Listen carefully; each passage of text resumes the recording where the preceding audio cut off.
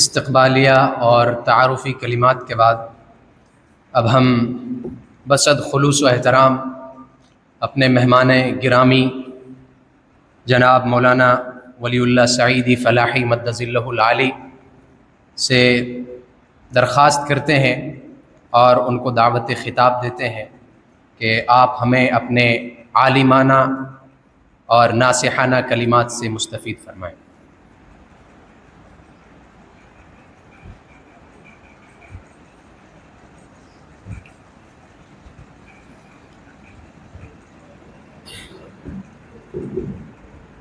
الحمد للہ رب العالمین والصلاة والسلام علی رسولہ الامین وعلی آلہ وصحبہ اجمعین الی یوم الدین، اما بعد،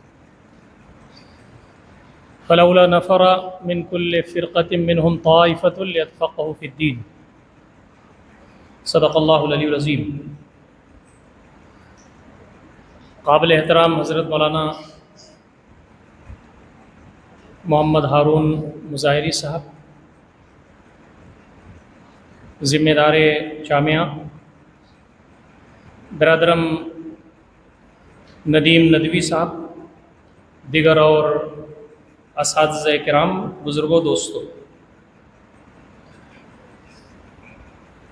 اصل میرا دورہ آپ کے ہاں تفصیل کے ساتھ آنے کا نہیں تھا۔ ہمارے رفقا نے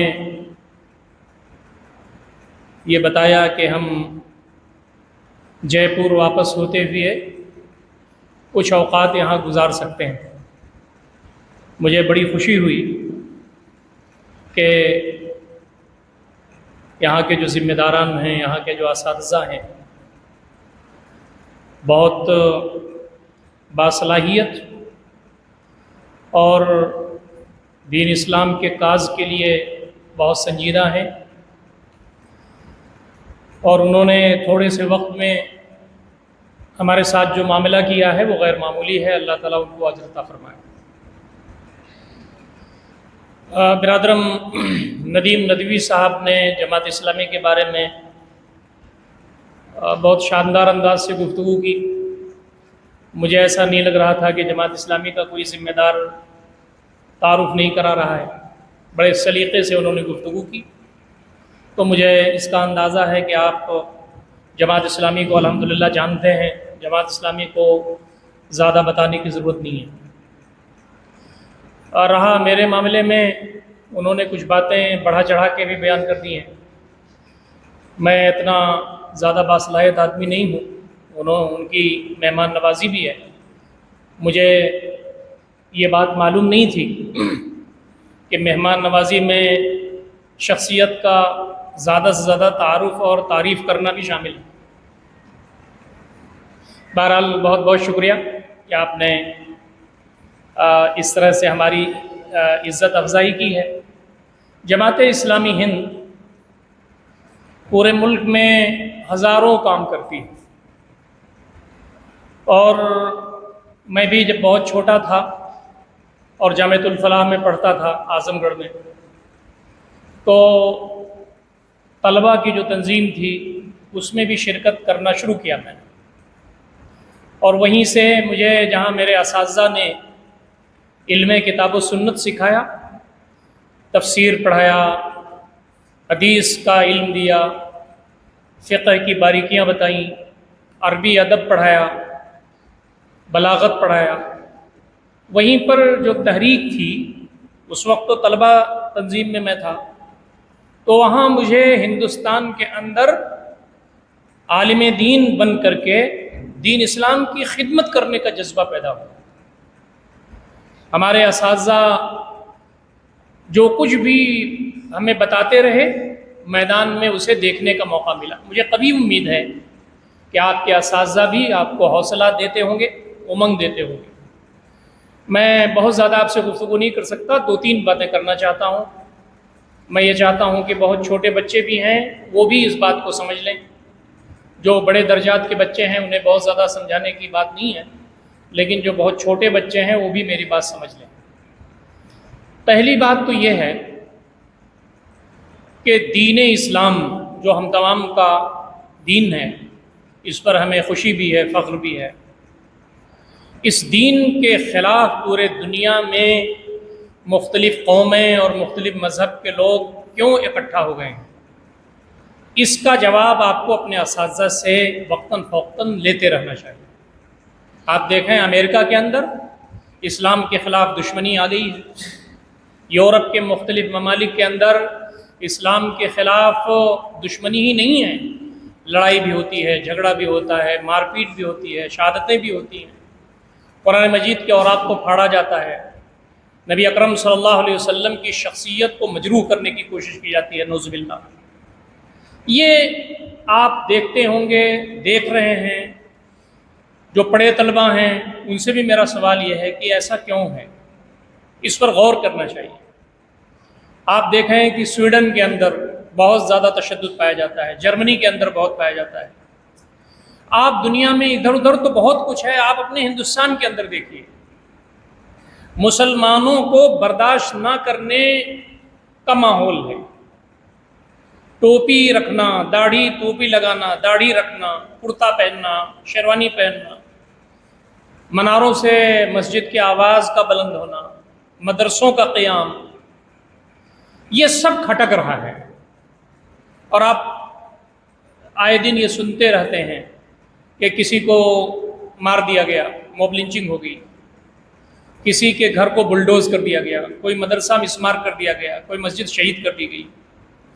اب وہ بل لانے جا رہے ہیں جس کا نام ہے اوقاف ترمیمی بل، اوقاف امینڈمنٹ بل، وہ پیش کر رہے ہیں۔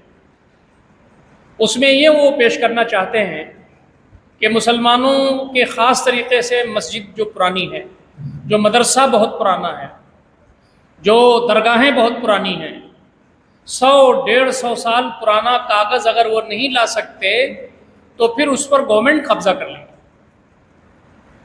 تو یہ بہت شاطرانہ کام ہے جو کر رہے ہیں۔ ایک تو ایک حصہ ہے، 3 طلاق کا مسئلہ آیا، دیگر اور مسائل آتے ہیں، مسلمانوں کو تکلیف پہنچانا ہی ان کا کام بن گیا ہے۔ ملک میں آنے کے بعد غربت کو دور کرنا چاہیے، یہاں پر ظلم کا خاتمہ ہو، انصاف کا بول بالا ہو، یہاں پر مختلف مذاہب کے درمیان آپس میں ہم آہنگی ہو، ہر مذہب کا احترام کی نظر سے دیکھا جائے، اور مل جل کر کے رہیں جیسے اس ملک کو آزاد کیا تھا یہاں کے رہنے والے باشندوں نے۔ لیکن وہ ماحول خراب کیوں کیا جا رہا ہے؟ آپ نے دیکھا کہ تقریباً 50,000 کے آس پاس فلسطین کے لوگ شہید کر دیے گئے، تقریباً 50,000 افراد شہید کر دیے گئے، جس میں بچے بھی ہیں، بوڑھے بھی ہیں، خواتین بھی ہیں۔ اسپتالوں پر بمباری کی گئی، کیمپوں پر بمباری کی گئی، لوگ ریلیف ورک لینے کے لیے، کھانا پانی لینے کے لیے لائن میں تھے، کیو میں تھے، اس پر بمباری کی گئی، روزانہ بمباری جاری ہے۔ اور نسل کشی جو مسلمانوں کی ہو رہی ہے، معصوموں کو جو ستایا جا رہا ہے، یعنی بچوں کے حقوق کے جو علمبردار ممالک ہیں وہ بچوں کو مار رہے ہیں، خواتین کے حقوق کے جو علمبردار ہیں وہ خواتین کو شہید کر رہے ہیں، بوڑھوں اور اولڈ ایجز کے جو علمبردار ہیں وہ ان کو مار رہے ہیں۔ آج دنیا کے سامنے وہ بتا رہے ہیں کہ ہم انسانیت کے قاتل ہیں، ہم خواتین کے قاتل ہیں، بچوں کے قاتل ہیں۔ یہ جو صورتحال ہے، اس کے ساتھ ساتھ آپ دیکھیں کہ امریکہ ان کی مدد کرتا ہے۔ آپ نے دیکھا ہوگا بحری بیڑا بھیج دیا، ہوائی جہاز کی کھیپ بھیجتا ہے، میزائل کی کھیپ بھیجتا ہے، اور وہ اپنا فرض منصبی سمجھتے ہیں کہ ہمیں اسرائیل کی مدد کرنی ہے، مسلمانوں کے خلاف یکجٹ ہو جانا ہے، ان کو ختم کر دینا۔ ایسا کیوں ہے؟ جہاں آپ اپنے تعلیم میں ہوں وہ کبھی کبھی اپنے اساتذہ سے ان عناوین پر بھی گفتگو کرنا چاہیے۔ میں آپ سے یہ عرض کرنا چاہتا ہوں، میرے پاس موقع نہیں ہے، نہ آپ کے پاس موقع ہے۔ مولانا نے بتایا ہے کہ بیت بازی کا پروگرام بھی ہونے والا ہے، تو ہمارے لیے وقت ہوتا تو ہم بھی بیت بازی آپ کی سنتے انشاءاللہ العزیز۔ آئندہ جب راجستھان کا پروگرام بنے گا تو انشاءاللہ آپ کے ادارے میں ہم لوگ وقت لے کے آئیں گے انشاءاللہ العزیز۔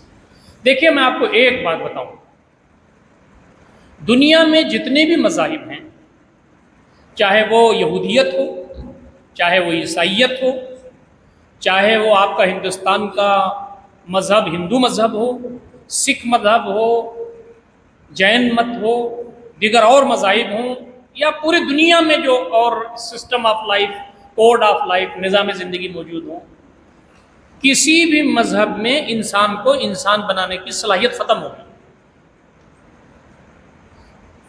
इंसान कैसे बनता है? अल्लाह ताला के डर से, खौफ खुदा से। इंसान बनता है इंसान खौफ खुदा से कि मैं जो कुछ कर रहा हूँ इसका मुझे हिसाब व किताब देना है।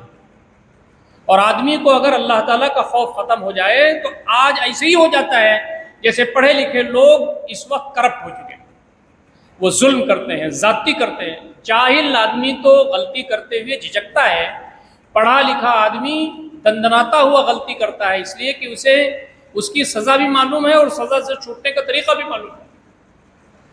तो हमारे उलमा ने लिखा है कि किसी को दो ही चीज़ दुरुस्त कर सकती है, या तो अल्लाह का खौफ या कानून का खौफ।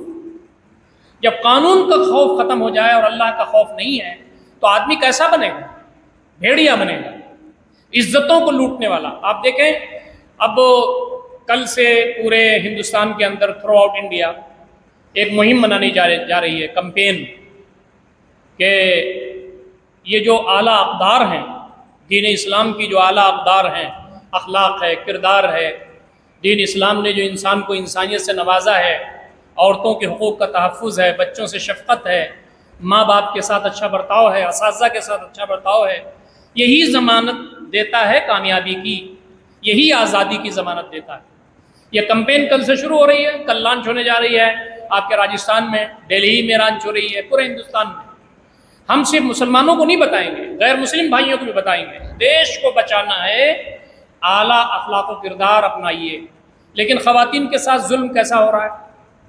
अब ये लोग ये बोलते हैं कि जनाब ऐसा कानून लाना चाहिए, ज़िना का ऐसा कानून लाना चाहिए जिसमें इबरतनाक बन जाए। मगरबी बंगाल के अंदर एक बिल कल तैयार हो गया है, मेरे ख्याल से आज और कल में आ जाएगा। उन्होंने ज़ानी की सज़ा को उम्र कैद की सज़ा दी।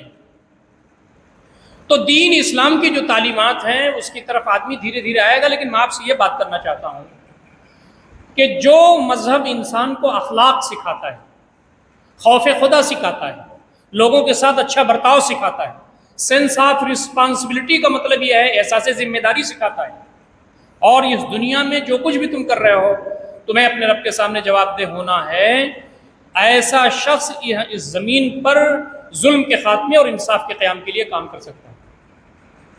जिसको ये मालूम हो कि हम कुछ भी करें जन्नत मिल जाएगी, उसके अखलाक अच्छे नहीं होते। मैं आपको एक दो मिसालें बयान करके अपनी गुफ्तगू ख़त्म करूँगा।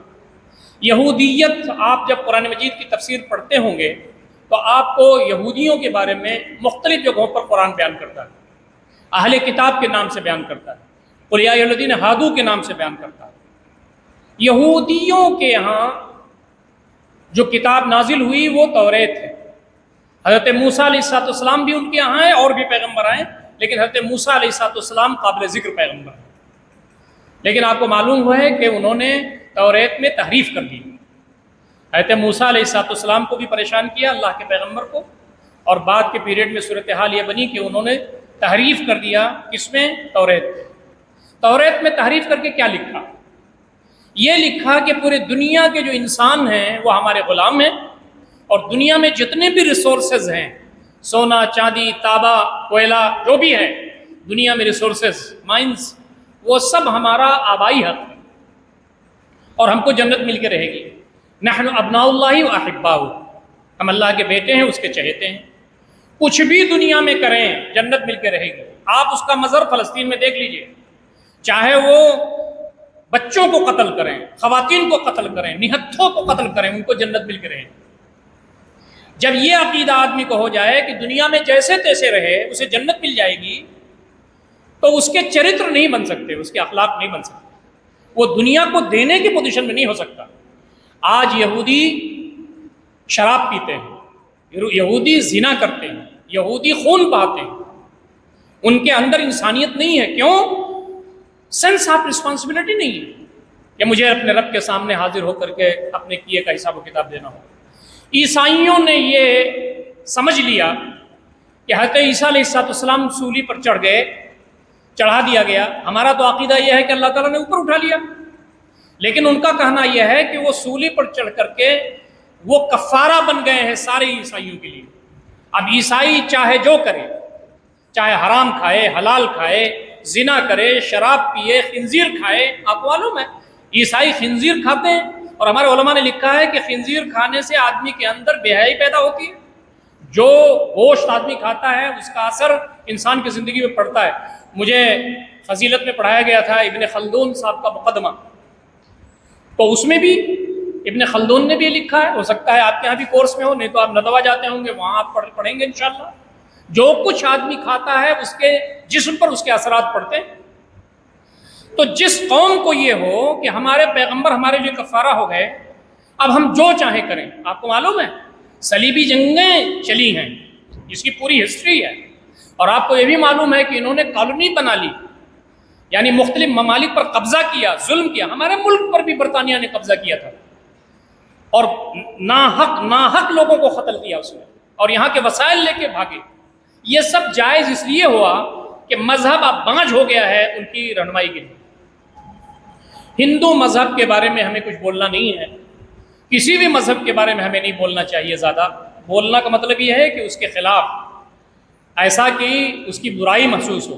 وَلَا تَسُبُّوا الَّذِينَ يَدْعُونَ مِن دُونِ اللَّهِ فَيَسُبُّوا اللَّهَ عَدْوًا بِغَيْرِ عِلْمٍ. اللہ کے نبی صلی اللہ علیہ وسلم کو کہا گیا صحابہ کو یہ بتا دیں رضوان اللہ تعالیٰ علیہ اجمعین کہ یہ جو دیوی دیوتا ہیں ان کو برا بھلا نہ کہیں، ورنہ لا علمی کی بنا پر یہ اللہ تعالیٰ کو برا بھلا کہنے لگیں گے. ہمیں تو روکا گیا ہے.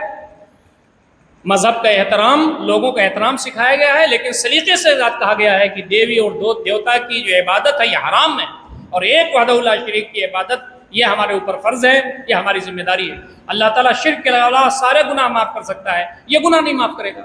میں آپ سے عرض کرنا چاہتا ہوں ہندو مذہب میں جتنے بڑے بدعوی ہیں وہ دیکھتے ہیں کہ ان کی ایک کتاب کے مقابلے میں دوسری کتاب میں ورودھا بھاس ہے، تضاد ہے. وہ یہ دیکھتے ہیں کہ ہمارے جتنے گرو ہیں، جتنے بھگوان ہیں، جتنے دیوی دیوتا ہیں، سب اخلاقی اعتبار سے دیوالیاں ہیں. جب کسی بھگوان کو وہ پڑھتا ہے تو اس کے اخلاق اچھے کی طرف پریرنا نہیں ہوتی، یعنی جذبہ یہ نہیں پیدا ہوتا کہ ہم اپنے اخلاق اچھے بنائیں. انہوں نے ان سے ناجائز تعلقات قائم کیے، اس کے بعد ان سے یہ پیدا ہوا فلاں ہوا. ایک پوری کہانی ہے ہندو مذہب میں. اسی لیے آپ دیکھیں کہ ہندو مذہب کسی کے اندر جرأت ہمت نہیں پیدا کرتا، اخلاق پیدا نہیں کرتا، اس کے اندر وہ صفات نہیں پیدا کرتا جو ایک انسانیت کے لیے چاہیے. اس لیے کہ سب سے پہلی بڑی چیز وحدانیت ان کے اندر نہیں ہے. جس شخص کے اندر شرک ہوگا وہ بزدل ہوگا، جس کے اندر وحدانیت ہوگی وہ بہادر ہوگا، اس لیے کہ اس کا یقین اللہ رب العزت کو ہوتا ہے. پورے دنیا کے مذاہب کا انالیسس کر لیجئے، کوئی بھی مذہب اس وقت ہیومینٹی کو اور پوری انسانیت کو دینے کی پوزیشن میں نہیں ہے. ایک ہی مذہب بچا ہوا ہے، وہ ہے دین اسلام. اللہ کا دین اپنی اصلی حالت پر موجود ہے، قرآن مجید اپنی اصلی حالت پر موجود ہے. نبی اکرم صلی اللہ علیہ وسلم کی صحیح احادیث کو ہمارے بزرگوں نے روایت کی بنیاد پر بھی، درایت کی بنیاد پر بھی، فن رجال پر اتنا کام کیا ہے کہ اب آپ دیکھ سکتے ہیں کہ یہ صحیح حدیث کیا ہے. ایک جگہ امام البانی رحمۃ اللہ علیہ نے یہ لاسٹ پیریڈ میں بڑا کام کیا، سلسلۃ الاحادیث الصحیحہ کر کے انہوں نے اکٹھا کر دیا. میں ایک مرتبہ دورے پر تھا تو مدینہ شریف جب پہنچا، میں مدینہ یونیورسٹی بھی گیا، لیکن مدینہ شریف کے ایک بڑے استاذ دکتور ضیاء الرحمن العاظمی تھے تو انڈیا کے، لیکن وہ استاد رہے حدیث کے بہت دنوں اور وہ ریٹائر ہو چکے تھے. میں ان کے گھر بھی گیا، انہوں نے بلایا تھا، ویلکم کیا. انہوں نے کہا کہ جب آپ یہ کہتے ہیں کہ نبی اکرم صلی اللہ علیہ وسلم فرمایا ترکتم فیکم امرین، میں دو چیزیں چھوڑ کر کے جا رہا ہوں، کتاب اللہ و سنتی.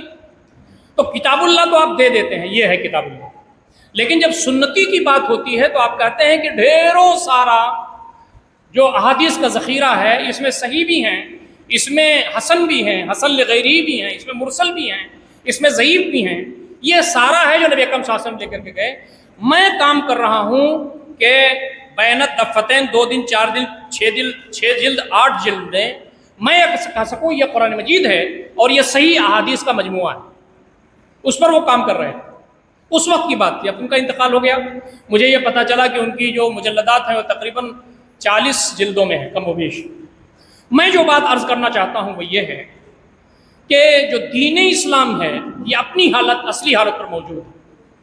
اور جب کوئی مولانا کوئی بات کہے گا، دارالعلوم دیوبند سے کوئی فتویٰ آئے، ندوہ سے کوئی فتویٰ آئے، اصلاح اور فلاح سے کوئی فتویٰ ہے، ملک کے کسی بھی حصے سے کوئی عالم دین فتویٰ دے تو وہ نیچے لکھتا ہے کہ اس کے سپورٹنگ میں کون سی حدیث ہے، کون سی قرآن مجید کی آیت ہے، میں کتاب و سنت کی کس روح کی وجہ سے یہ فتویٰ دے رہا ہوں، اور آگے لکھتا ہے ہادہ ما عندی واللہ اعلم بالصواب۔ مطلب کیا ہے اس کا؟ مطلب یہ ہے کہ کتاب و سنت ہی کی سربلندی رہے گی ہمیشہ، میرے سمجھنے میں اگر غلطی ہوئی تو ہوئی، لیکن اصل چیز تو وہ ہے جو قرآن مجید میں موجود ہے، اصل چیز وہ ہے جو نبی اکرم صلی اللہ علیہ وسلم کی زندگی میں موجود ہے۔ تو آپ دیکھیں کہ آج قرآن مجید اپنے آب و تاب کے ساتھ ہے۔ قرآن مجید کو اور ہمارے دین کو یعنی آئیڈیل بنا کر کے پیش کرنے کے لیے کسی کی ضرورت نہیں ہے، بلکہ کتاب و سنت کے مطابق اپنے آپ کو آئیڈیل بنانے کی ضرورت ہے۔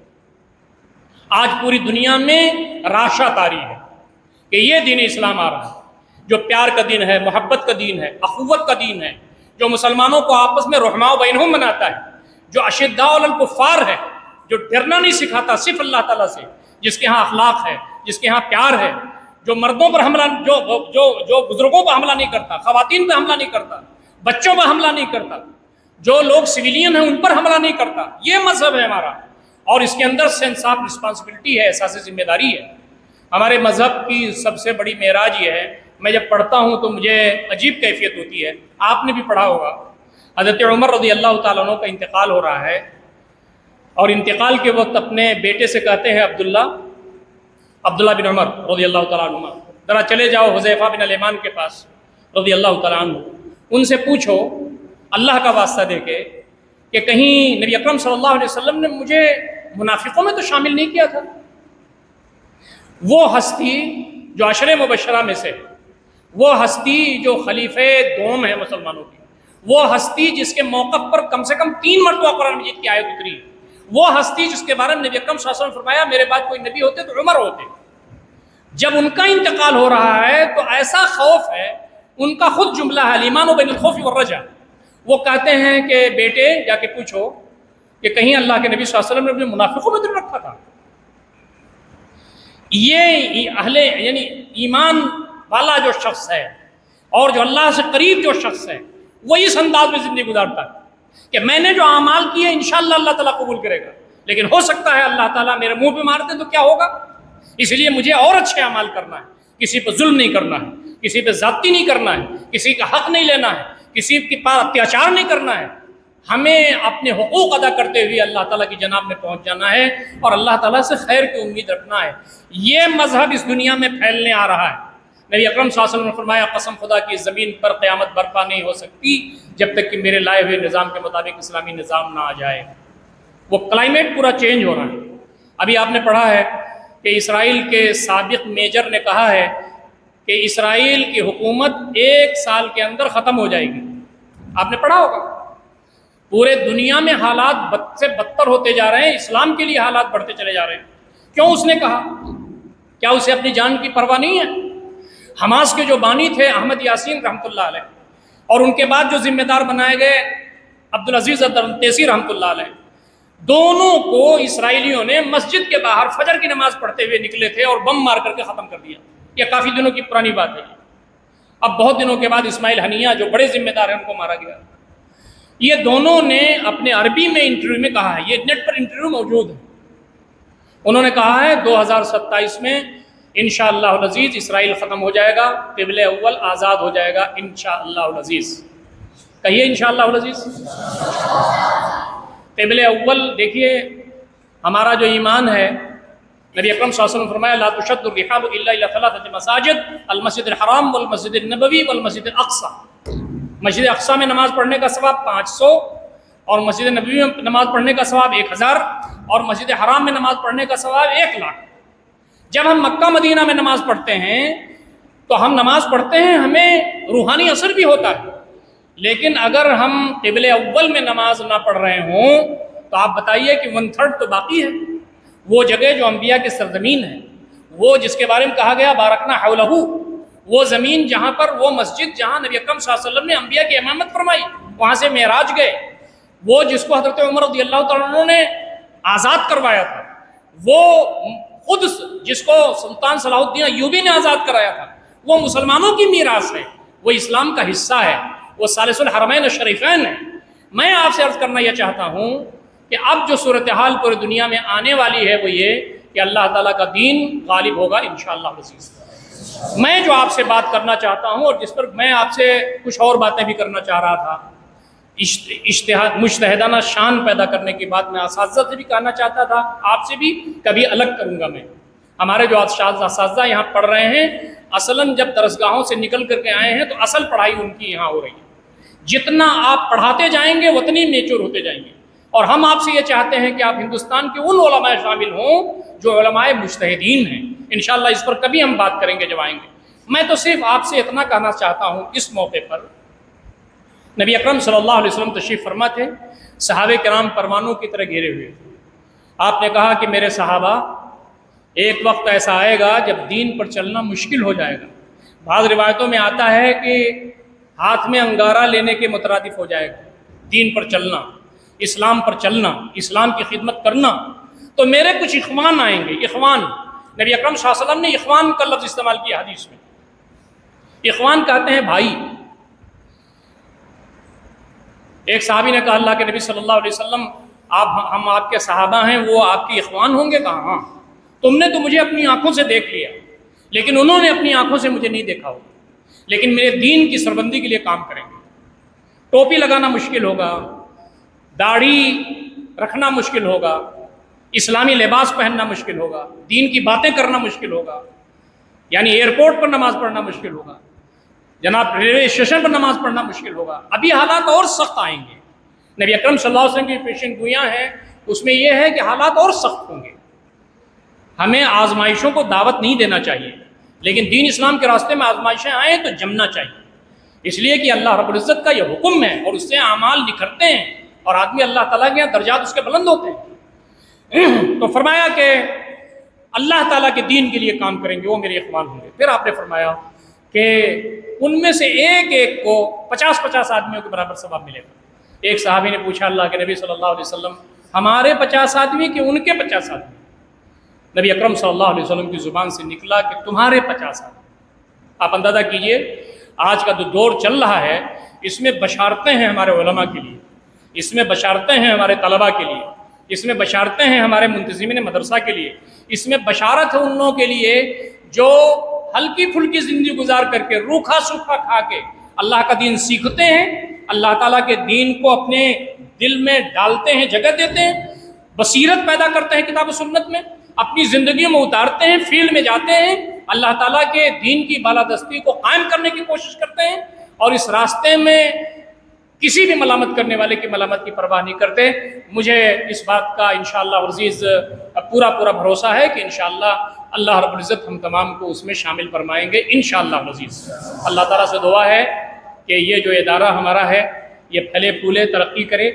جن لوگوں نے اس کی بنیاد رکھی ہے، اس کے بنیاد کے پتھر بنے ہیں، اللہ تعالیٰ ان کی خدمات کو قبول کرے۔ یہ ادارہ آپ کو معلوم ہے ہندوستان میں ادارے جو چلتے ہیں، جو لوگ ادارہ چلا رہے ہیں وہ سمجھتے ہوں گے کتنی محنت سے اسباب مہیا کی جاتے ہیں، کتنی محنت سے اساتذہ اکٹھا ہوتے ہیں، کتنی محنت سے ضروریات پوری ہوتی ہیں۔ اللہ رب العزت ہمارے کاموں میں اخلاص عطا فرمائے۔ ہمارے جو اساتذہ یہاں پڑھا رہے ہیں اللہ تعالیٰ ان کی صلاحیتوں میں اضافہ کرے، اور یہاں کا جو ماحول ہے وہ علمی بنے۔ ہمارے یہاں سے جو بچے پڑھ کر کے نکلیں وہ اللہ تعالیٰ کے دین کے خادم ہوں، اور دین اسلام کی بڑی ضرورت جو ہندوستان میں ہے اس کو پورے کرنے کے لائق ہو سکیں۔ اللہ تعالیٰ ہم تمام کو ان ساری باتوں پر غور و فکر کرنے اور عمل کرنے کی توفیق عنایت فرمائے۔ اقول قولی ھذا استغفر اللہ لی ولکم اجمعین واستغفروہ انہ هو الغفور الرحیم، وآخر دعوانا الحمد للہ رب العالمین، والسلام علیکم ورحمۃ اللہ وبرکاتہ۔